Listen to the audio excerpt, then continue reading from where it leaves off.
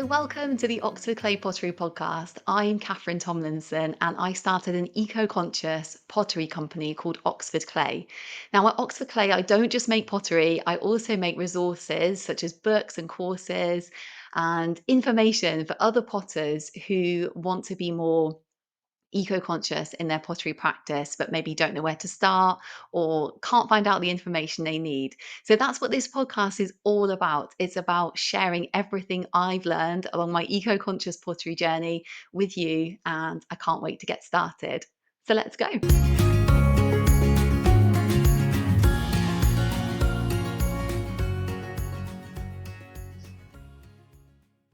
Hello, welcome back to the Oxford Clay Pottery Podcast. I'm your host, Catherine Tomlinson, and in today's episode, we've got a very exciting part two of making a pottery glaze with fallen leaves. So, if you haven't listened to the first episode, basically, the concept is making a pottery glaze with the ash created from fallen leaves. So plants don't need these leaves. It's at the end of their natural growing cycle. We're taking these leaves, we're burning them into an ash, and then we're using that ash to form a considerable proportion of a pottery glaze recipe. Then we're firing it up to stoneware temperatures, and then we're creating beautiful stoneware pottery glazes just from fallen leaves and then a couple of other ingredients, crushed rocks. So in this episode, we're going to be talking about the part that happens after we've created the ash. And if you want to know all about like how the ash is created, from sort of identifying the plant to drying it, burning it, processing the ash ready for use in a glaze. That's part one. So just told you all about that in part one. So the part two will be all about how to actually make the pottery glaze. So yeah, before I started making my own pottery glazes, I used to think that making glazes of any kind was really tricky, and or you needed some kind of special kind of technical skill or something to make them. But if you can make any kind of recipe, like in cooking, then you can make a pottery glaze because it's exactly the same principles.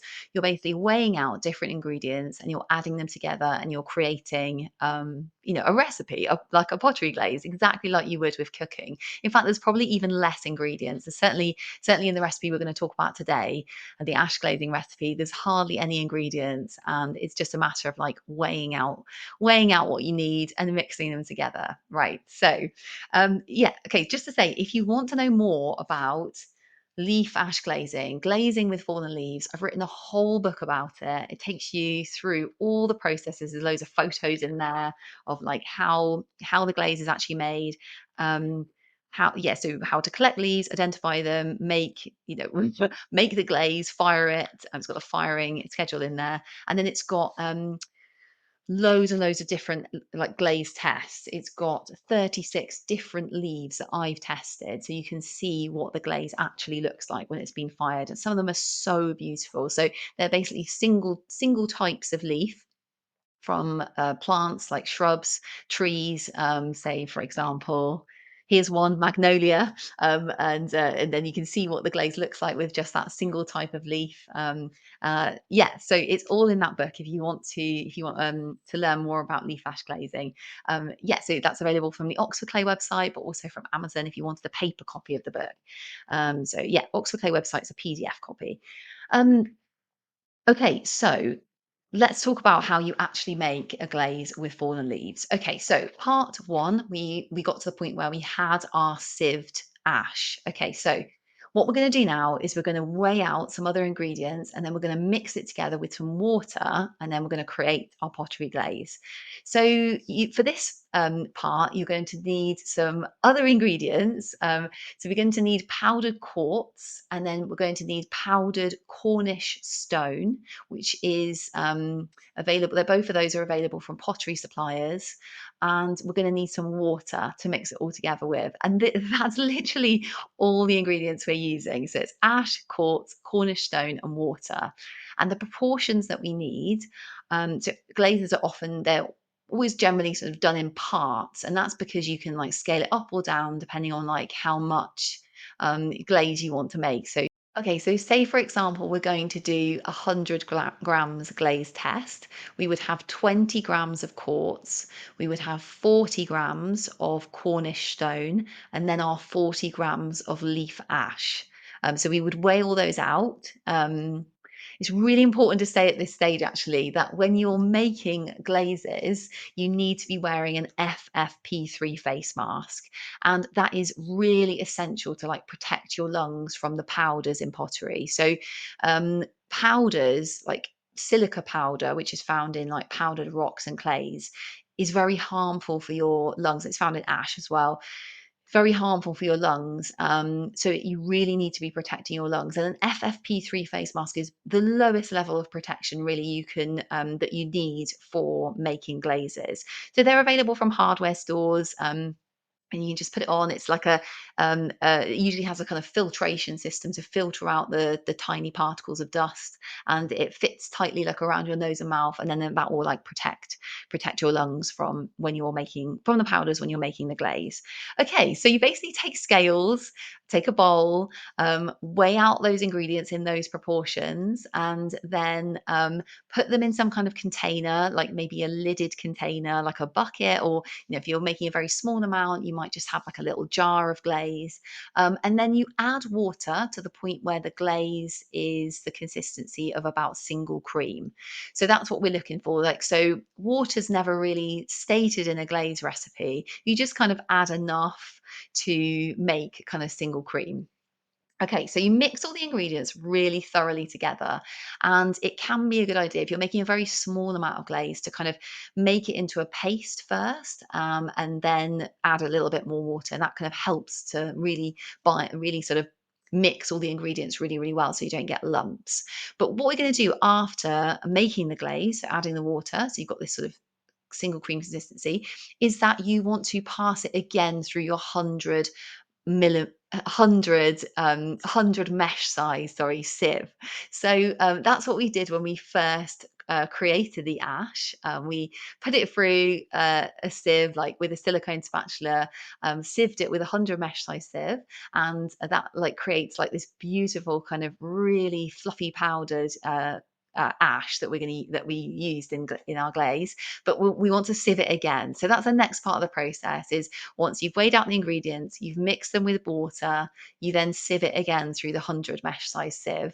And then once you've done that, I mean, so you can just push it through with a spatula, just like before when you are sieving the dry ash. But it's really good idea to sieve it again because it will just get rid of all those lumps. But once you've done that and it's kind of through the sieve and you got it like, in a bowl, it's ready to glaze your pottery with.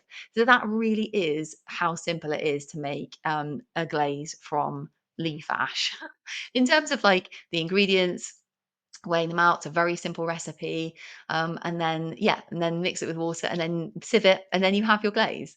And you can just apply ash glazes just like you would any other glaze. So they sometimes like to be a tiny bit thicker than, another kind of glaze that you'd use, but you can experiment. You can sort of, yeah, see how it goes. Like dip your pot in certain thickness of glaze, fire it, see how it looks, and then if yeah, if it's too thin, then you can apply it a little bit thicker. Because what I found is ash glazes do like to be a little tiny bit thicker to kind of really bring out the kind of the beautiful colours that are naturally occurring in the ash glaze.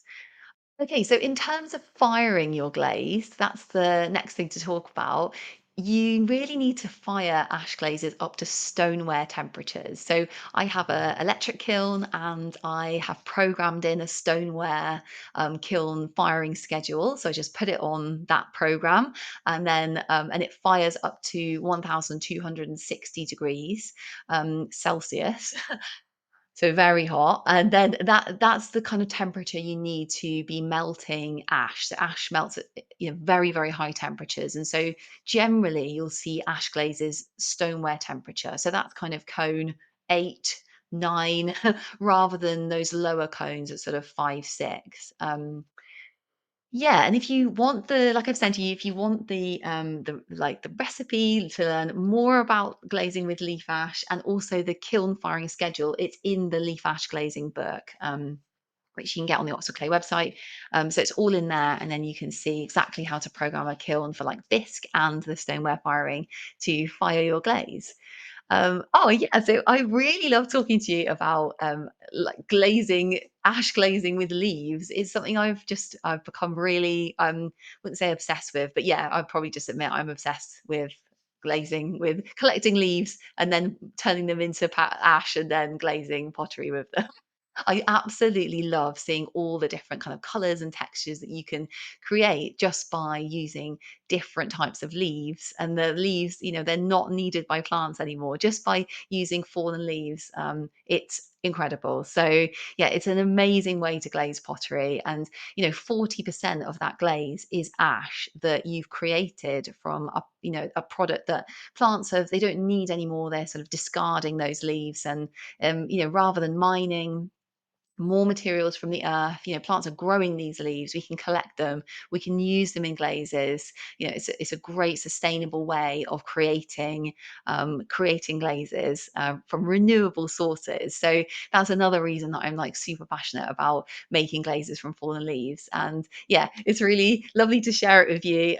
Yeah, I absolutely love talking to you about it. So yeah, so happy potting until the next episode, and I will see you soon and see you next time. Okay, bye.